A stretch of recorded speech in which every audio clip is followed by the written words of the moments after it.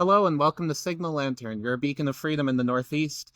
I'm your host, Jason, and today with us we have Matthew Lynch, the co-founder and director of Project Revere for Keepers of the Revolution. How are you today? I'm doing quite well. How about yourself? I'm all right. I'm all right. So let's just get straight in the meat and taters, as my good friend Victor Nevis would say. Shout out. Um, who are you? What are you doing on this picnic bench? Well, I'm really just here to introduce myself, probably talk about how I even got into politics. Obviously, I'm well aware of your fantastic story of, going through college and uh the events that transpired there, but I mean, mine are a little bit less glamorous. Okay, let's go beyond what the website says. I want to get to know the real Matt. Oh no, you don't want to do Yes, I do. Yes, I do. And so does everyone else, so no pressure. that. Oh God. I guess we could go with the basics. I work in IT as a full-time job. That's been my career since high school. Yeah, I know. Nerd. Nerd. Um, yeah, no, I've been doing it since high school, and I went to a fantastic vocational school where I got a lot of the IT education. I'm sad I just found out my teachers are going to be retiring in the next few years. Oof. I know, which that makes me feel a little old. Um, but yeah, no, went to New England Institute of Technology to continue it, and just been working in the IT industry ever since. Perfect. Variety of jobs up until the one that I work now. Great. And so you got into politics. We're all dying to hear about your run for Congress. I want to go into detail about that. What happened? Well, let's start from the beginning. No, Cue legitimately. No. dream music. Yeah, I know, right? Cute flashback. No, back in 2016, I was 18 years old. It was the first, election I'd ever looked at, was going to be able to vote in, and that just kind of led me down the rabbit hole of becoming more involved in local groups. I Like think what? so. Gun Owners Action League here in Massachusetts is a fantastic example. Um, Back in, believe it was June of 2016, then Attorney General Maura Healey. Uh, Boo. I know, right? Boo, Maura Healey. I know, Boo. boo her. Um, Five. so, while all of the Republicans, like the Republican lawmakers in the state, were off at the RNC, then AG Maura Healey basically did this whole thing about trying to stop ghost guns or copycat assault Ooh, rifles, I think is spooky. what she was calling it. And I my first protest was out in Boston Common, specifically against her. Where one of the great chants that we'd come up with was Healy for Harbor. Throw her in there with the T. And did you think that 8 years later you'd still be protesting against Maura Healey? No, I did not think that I'd still be protesting against Maura Healey. I would have thought she'd have just faded into obscurity after that. Yeah. But I wish though. I know, right? I wish, but no, I was wrong. But I was involved with Gun Owners Action League all through that summer until I had to go back to Rhode Island for college. And Sure, and Matt here is our resident gun nut, so yeah, anything Second Amendment related, he's the guy. yes, I have a relatively small collection at this time. In What is your small collection? I got an AR-15, a lever gun, a semi-automatic pistol, and an antique revolver. Careful here, our tyrant Governor Haley might try to take that away from you, huh? Over my cold dead hands. Plead the second. So, yeah, exactly. I plead the second. We're just gonna say a bunch of stuff that put us on an FBI watch list. This is the podcast. Yeah, exactly. This is us putting ourselves on a watch list. Hey, you know what? I don't care for their booze, because I've seen what makes them cheer. Amen to that. But yeah, back to 2023 or late 2023. I kind of started getting a little bit more interested in politics, looking back at what our elected officials were doing, and who were our representatives. And I guess I kind of hit a point where I was like, you know what, I want, like, nobody else is trying to make the change that I want, so I'm just gonna do it myself. I know that feeling. Exactly. So I kind of took a look at the what would it be, like the tree of responsibility, or the totem of responsibility of basically at my elected officials, and the various positions that they hold. And I guess the lowest one that I could see that I felt I could actually do, like, run a race against, and B, could actually make change if elected to that office, was going to be my congressman. Congressman Stephen Lynch. No relation. I know, no relation to this, one of the number one So questions. so the first No. the first office you ran for was like just straight up federal. Yes, it was just You straight just up federal, because cannonballed right into the. I'm crazy, and I know exactly. No, I get a little my ideas are a little higher than what I'm actually capable of doing sometimes, but Well, don't admit that. but yeah, so I tried to run.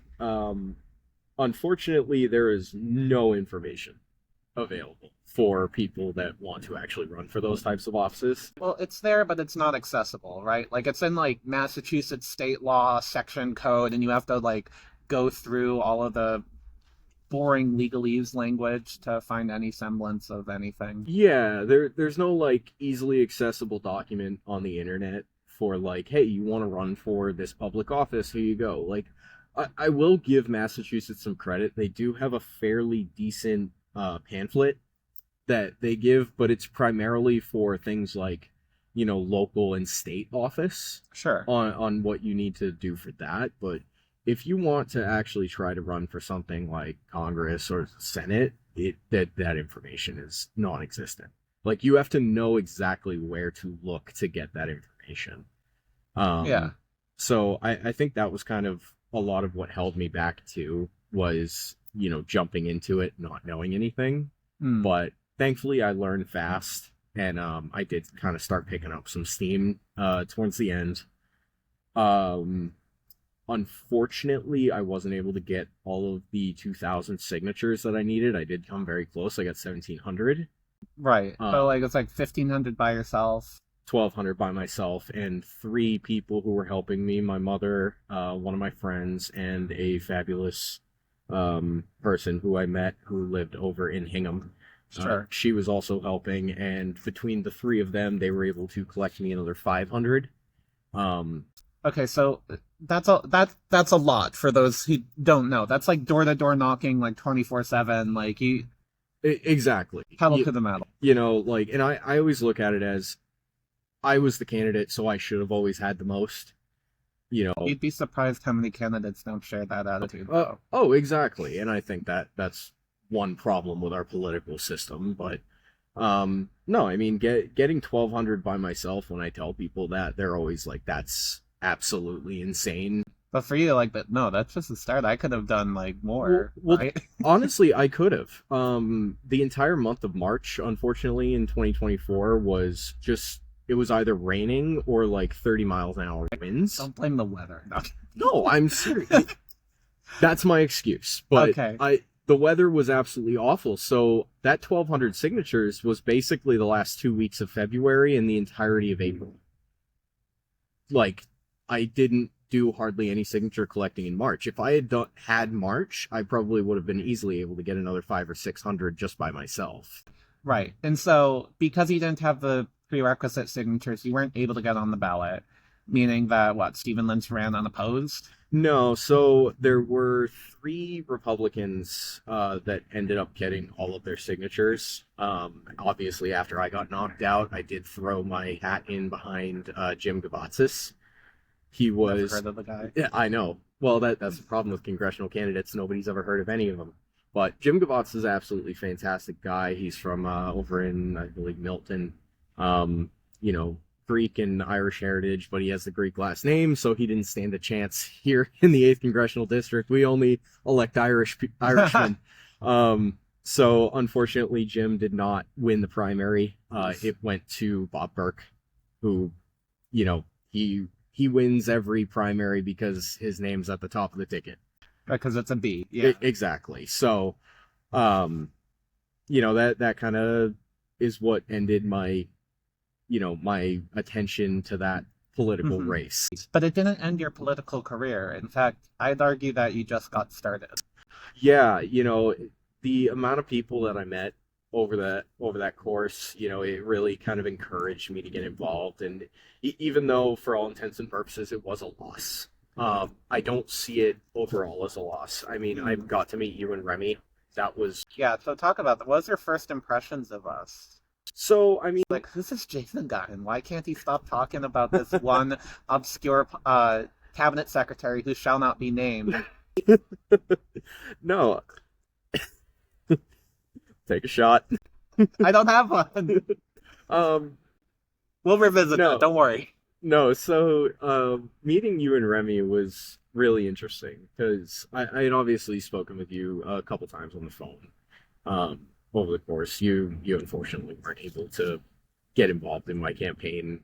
Oh, I was busy suing my school. Exactly, you were a bit busy at the time, so Yeah. there was that. But and then kind of as you stepped down from the kind of, I guess, director position for the Yale chapter at your college, and Remy stepped in. That's when I started conversing with him, and yeah, I got to meet both of you guys in person for the first time at the Flame Keepers event. Well, we're gonna just go and call that core inaugural because, like, I call it Keepers of the Revolution, not knowing that like that would become the name of our org. So if we do something similar, we're gonna call it Flame Keeper Summit. But yeah, I'm just saying core inaugural or inaugural something. Yeah, so I got to meet you guys actually face to face for the first time there, and honestly, neither of you guys were what I was expecting. To be honest, I was expecting people that looked more like me, Yeah, not big, not as really- flamboyant. Exactly. Oh yeah, like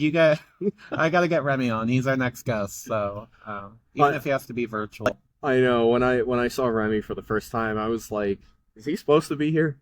No, it's like He's a figure. Watch, the second I get him on, he's gonna have like a hour-long rant about farm subsidies. Mark my words. So I know we love him. again, he wasn't what I was expecting, but that also really shows kind of the beauty of politics. Is anyone you can't judge anyone by how they look. I've seen people with, dyed hair, nose rings. They look like a complete and total Bernie bro, and they are some of the most like conservative people I've ever met on the planet. It's honestly like, okay, yeah, you really can't judge anyone by how they look when it comes to politics. Yeah, I mean, I have a non-binary professor who is like really base, but like looks like they'd be a progressive. So it's the amount of people you find. I think it's the matter of coalition building and making inroads where it really matters. And that's something that sort of transcends stereotypes. Yeah, it really is. I mean, again, when I saw Remy for the first time, and my question, because like, what was it? He had a beret. I think even some of his I had no, hair was like dreaded at the time. no. So I don't think he put it in a ponytail. I think he just had it down. I actually don't remember, but um, I actually had to buy him the suit he was wearing because every other thing he had was like women's clothing. The guy's tiny, so uh, yeah, the beret was one of those like. I got there and I'm like, Remy, what are you wearing? I gave you a suit for a reason, and you just have to mess it up with the beret. Oh, he's gonna get a kick out of this when you upload this. So. Oh yeah, no, but no, I mean, once I got to talking to him, it was kind of like, oh, you are like not at all what I expected. And I mean, I get a lot of people that say that about me too. Like, everybody sees me and they're like, oh, you're a stoner. I don't get stoner vibes from you. No, trust me, I've had that reputation since high school, where like people in high school would ask me who my weed dealer was, and I'm like, I don't smoke. I don't smoke. They're like, oh, we thought you were like stoner, just chilling on the couch, having the munchies all the time. Oh my gosh. Like, they thought basically I was Shaggy from Scooby Doo. Sorry. It's like that's how I dress, that's how I looked, like unkempt hair and like just a chill attitude. That's how everyone thought I was. Yeah, but this guy gets people elected, so like don't mess with him. Yeah, that's something fantastic to talk about is, we had our first couple elections as an organization actually officially supporting candidates, and 2 out of 3, not bad for our first couple Three of ain't weeks. bad. I think there's a song about that. I know, but no, and like those candidates were extremely appreciative, and they were by far the best Oh yeah. people for the jobs that they were running for. So I'm happy. We're at higher than 50% success rate as of right now. Yeah. Like 66.6 repeating or something is like 100 divided by 3. It- but no, it's something that gave me kind of a hope that, like, okay, we're not only starting this out, but we started off on a fairly good note. We had some victories under our belt. They weren't necessarily large victories, but they were large for us. Right, but that's the thing is, I mean, I said this in the first episode that it's federalism taken to the max, where it's good that we're focusing on state level and town level people and getting really good people with good values. Tell me, like, just kind of put it out there. What do you look for in a person if you want to throw your support behind them? Well, one of the primary things that I'm going to look for is whether or not the person is, I guess, like mentally there. Like I know that's kind of a bit vague, but it's fairly easy to figure out when you're sitting talking to someone whether or not they're competent, they're put together, like if they've actually thought this out, or if they're like just kind of out there to spout some ideas off. Like I've met candidates running for political office that they basically just want their grandstand to be able to spout their ideas, even if they're not necessarily good ones. Okay, so here's a curveball. You talk about mentally stable. Would you support yourself as a candidate? So I would say I'm crazy, but in a good way. Okay. My Okay. my craziness in terms of politics, I guess, could be more categorized as blind optimism. I'm not kind of the person to go out and just start spouting my ideas and not really caring. Most of what I think has been fairly well thought out. And honestly, most of what I believe, I personally think should be nonpartisan issues. Yeah. The Second Amendment is an absolutely perfect one. I don't think that anyone on the left should be opposed to that. Especially in this day and age where they're sitting there claiming that our, federal government is run by fascists, and yet they're still advocating for gun control. Yeah, so talk about that nonpartisan aspect, because I feel like a lot of people are going to see like two bearded people and just be like, oh my gosh, like we know what side of the aisle they're on. But like, I always find it difficult to identify with a label because it's like, as individuals, like I sort of a la carte, I take climate policy from here and take like, I'm all over the place. So I don't like labels. Yeah, I'm fairly the same way. I mean, obviously, I'll throw myself out here is like I have no issue with LGBTQ, like members of that community. I have no issues with people that want to smoke weed. Oh, I kick them out now. But at the same time, I do also think that gun control is unconstitutional regardless of what it is. And I think that having a closed border is frankly what's best. Also, to kind of fight more for the liberal side of the closed border argument, is a lot of our agriculture is staffed by illegal immigrant workers. It's effectively slave labor. And I don't necessarily just think that we should be, getting rid of all of the illegal immigrants. I think that the business owners should also be getting punished. They should like either... if you willingly hire someone. Exactly. If you're willingly exploiting illegal immigrant workers, effectively slave labor, for, pennies a day, you should be thrown in prison. You should lose your business. Because you'd be in jail. Exactly. So, like, my belief system kind of toes on both sides of the spectrum, and it really goes down to the individual issues. Sure. And that's kind of where I even see voting as well. I don't see it as, oh, I need to always vote for the Republicans or people on the left who say vote blue no matter who. Right. Like, what we should be doing as individuals, as voters, is looking at, what things are most important to us, and then what candidates are supporting the side that we want. Right. And for some people on the left, that might just really be everyone that's on the left. And for people on the right, that might just be everyone on the right. But I think there's plenty of people in the middle that have a really hard time with how polarizing politics has become. Yeah, like a bunch of the old Kennedy Democrats who are disillusioned with the party, or, rhinos and dinos.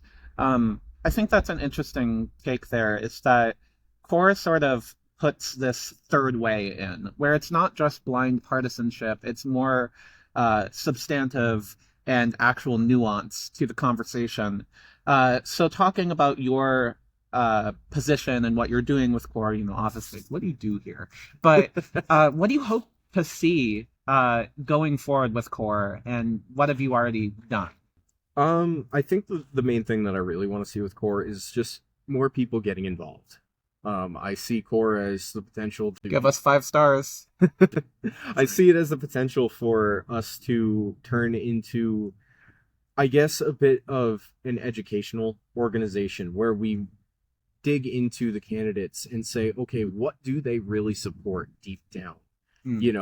Because we might start interviewing a candidate and they might have some really conservative ideas, but then in other aspects they might be really progressive or very, very liberal. And for our voters going in, they'll want to know all of that stuff. Exactly. Like, I want us to become like a trusted source of, okay, this is what the candidates think. This is what they believe, this is what they want to accomplish. And basically get people to stop looking at party and start looking at the individuals. If we could start even getting independent candidates elected to offices where they previously never had a chance, I think that would be a much better outcome than, say, stacking all of the positions with Republicans or stacking all the positions with Democrats. If we can make our sitting politicians maybe even a little afraid that their re-election chances are not as high as they previously thought, they might be more willing to actually listen to their constituents. Yeah, by that it means by promoting this nuance in the center and getting people really informed about the way things ought to be, instead of just having it be like a vote blue no matter who, or vote red. I don't know whatever rhymes with that. But like, there's actually a vibrant debate about, okay, what's actually right here and who best supports these first principles. And I think it's been attempted in many ways. I've said this before, what's unique about us is that we have no desire to go anywhere beyond just New England. Like, if we're an institution of just New England and like people have to like go through us in order to get any support, like, that is success. But yeah, talk about that. Like, what makes New England unique from your experience, and what are people missing that we're going to be doing? Honestly, I think the primary thing is that, kind of calling us out here, New Englanders are extremely xenophobic. Xenophobic. I know that might not be the best word to describe it, but New Englanders really are. And when I say xenophobic, I don't mean, anybody from, South America or, north of the border or Europe. I don't mean like outsiders in that respect. Yeah. I mean outsiders as in within our own country. When you have people that are coming to New England from New York, Illinois, Texas, California, and they're trying to knock on doors to say, hey, we're trying to support these candidates, and you're like, who the hell are you? Where are you from? You I plead the second. Exactly. And that's what I mean by we're xenophobic. We don't like people from outside New England. For instance, we here in Massachusetts, we might make fun of Connecticut a lot, but if somebody from Kentucky comes and starts making fun of Connecticut, we go, hey, no, that's not cool. only we're allowed to. It's like a sibling Hey, relationship. New England is like one big family, no, and it's like how only we're we both get to make fun of each other. like you and I both roast the crap out of Remy, but if anyone else tries doing it, we're gonna be like, hey, back off. Exactly. That's the whole point. No, he's gonna come on next episode and he's gonna be like, I dispute this slander. But I'm just waiting. but no, that's kind of what I mean. Is like New Englanders, we don't like outsiders. We don't like non-New Englanders, and New England is effectively its own country in that Hell respect. yeah. It like we're very stuck up, very egotistical, very brash. You're But not painting the best picture of us, Matt. no, but I honestly wouldn't have it any other way.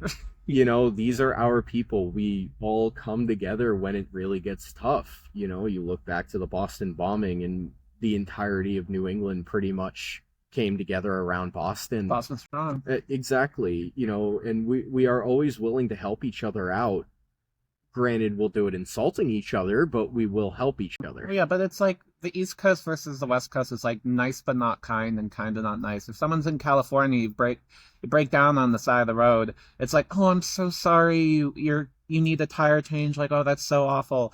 And you break down in like Jersey, and then, or I mean, I don't consider that New England. But like, let's say you break down on I-95 heading towards Boston, and you get someone who's like, oh, you can't change your own tire. Your mama didn't. And then he's like sitting there teaching you how to do it, changing your tire. Yeah, but the entire time he's insulting you. He's roasting the crap out of you for being on the side of the road, but he's doing something about it. Exactly. Like, heck, my baby brother could do this better than you. Exactly. And I like, as much as you said, yeah, that's an East Coast thing, I would even say it is primarily a, New England thing. Yeah. We like, you might run into people like that in New Jersey, but you're pretty much guaranteed to run into people like that here in New England. Yeah, I guess it's just not throwing any flack or anything, but I feel like a lot of organizations have kind of dropped the ball on New England because they don't quite understand it. And they've better like, all right, well, we'll just leave them be and, touch the stove, as it were. Yeah, exactly. Like when it comes to political organizations, there really are none that are operating here in New England. And that's not just for like Republicans, it's also for Democrats. You effectively have the state parties, like the state party organizations, and that's pretty much it. You might have a group like Turning Point USA or Young Americans for Liberty. They might make an attempt to break into New England, but it would cost so much money and take so much effort for them to gain any sort of foothold that it's honestly not worth it for them. Right. And I feel like that's why a lot of these organizations just kind of wash their hands of New England and say they're just going to do what they're going to do, and they just give up. I guess we don't want like a flash in the pan, like, super big energy. We want something long lasting. Exactly. And I mean, I feel like what we're trying to do with Keepers of the Revolution is something that is unique. It's something that is going to, for all intents and purposes, I should have shut that off. That's my bad. For all intents and real. I know, right? For all intents and purposes, Keepers is, like you said in the previous episode, by New Englanders for New Englanders. And I think that is something that a lot of people are going to resonate with. And already have, surprisingly. I know that's been the most surprising thing, because I was expecting this to be a tougher sell. I was saying, like, it's going to be backbreaking, thankless work, but, like, somebody's got to do it. If not us, then who? And when I went to conferences, I went to Student Action Summit, had a photo op with Benny Johnson. He's like, good luck. Everyone's like, good luck in New England. But then I talked to New Englanders, like, how can I join? Let's do it. Exactly. That's been the biggest surprise. It's just the pure outcry of support that we've been getting, and it's from people on all sides of the political spectrum. I think people are just so fed up with the uniparty that we have here in New England, just how the Democrats have complete uncontested rule. And I'm not just talking about, contention from Republicans. I'm also talking about contention from independents. There is effectively a tinderbox here in New England, much like there was 250 years ago, where people want change, but they're not quite sure how to actually affect that change. They're looking for leaders to come and pretty much point them in the right direction. I mean, obviously, we're still going to run into those absolute hardliners on both sides that want absolutely nothing to do with, supporting an independent or potentially somebody from the other side of the aisle just because they're not on their team. No, New England is it's a powder keg. It's a tinderbox. It's ready to be lit, and I think a lot of people are just waiting to see who's going to And this is this. in Minecraft. This is the proverbial powder box. When we say revolution, we don't mean of guns and bayonets. We mean of the written word. The pen is mightier. So I'm not like advocating for going out with bayonets and that sort of thing. So just to be explicitly clear. Yeah, no, we're not quite on the fourth box of liberty yet. Yeah, we're still on number 2. Explain that. Okay, the 4 boxes of liberty. Number 1 is the soapbox, getting up, shouting your ideas at the mass. Hear you. Exactly, like just kind of talking and getting people to, spread your ideas. Sure. The second box is the ballot box, and that's frankly where I think we as an organization are looking at it. We're at the second box of liberty. We want to try to affect the elections going forward, get bad politicians out, get good ones in. Third box of liberty, which there are some aspects of Massachusetts where I feel like we are very quickly approaching, which is the jury box. Trying to file lawsuits and get the courts to overturn unconstitutional things like, I don't know, maybe an audit that we voted 72% in favor of last year, that our state government is still refusing to acknowledge, even though the auditor has been pushing like hell. Good honor. And then the final box of liberty, the fourth one, being the ammo box. That's where we hit open revolution. Yeah, and we don't want to get there. We do not want that. No, we want to stay at boxes 1 and 2. And, that, like I said, there are some things that probably we're at number 3, but Now as a society, we're not there yet. This might be a deep question, so take a second. Who inspires you? Honestly, my inspiration comes a lot from the likes of Teddy Roosevelt. Having an absolute love for this country and doing just about anything to preserve it. He was probably, in my opinion, one of the greatest presidents to ever exist. He was the one that created the National Park Service. And he had a good cabinet. He did. He did have a good cabinet. But no, I think his primary goal as president of the United States was to truly preserve this beautiful nation in every aspect of it. And, he was an avid hunter, avid gun owner, but he was also progressive for his time.